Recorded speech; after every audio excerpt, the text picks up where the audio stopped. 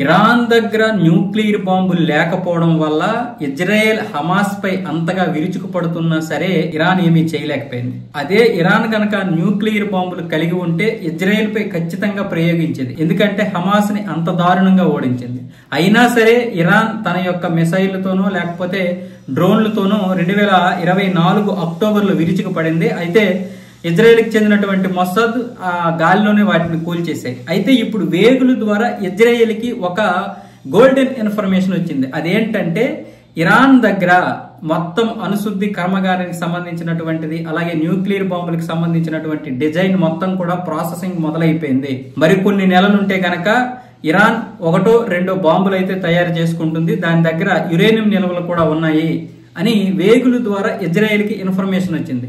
దాంతో వెంటనే Tel Aviv ఏం చేసిందంటే టెహ్రాన్కి సమీపంలోనే ఒక డ్రోన్ స్థావరాన్ని ఏర్పాటు చేసుకుంది ఎవరికి తెలియకుండా.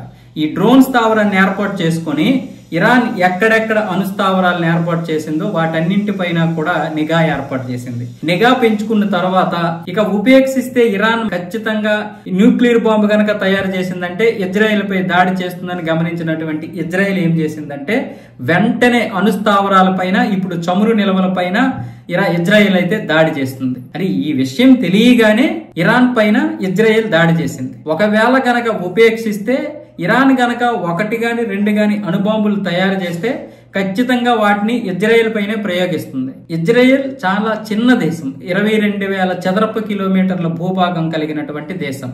ఒక్క బాంబు వేస్తే ఇజ్రాయెల్ సర్వనాశనం అయిపోతుంది.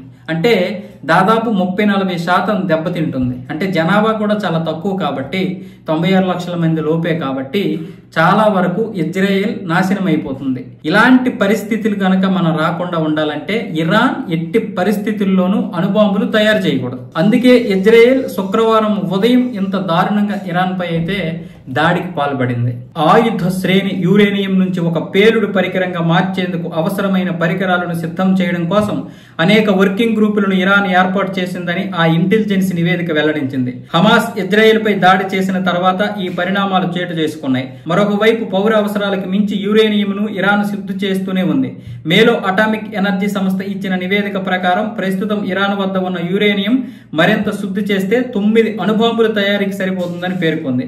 ఈ క్రమంలో ఇజ్రాయెల్ తొలిదాడిలోనే అనుభవజ్ఞులైన ఇరాన్ అణుశాస్త్రవేత్తలను అంతం చేసింది.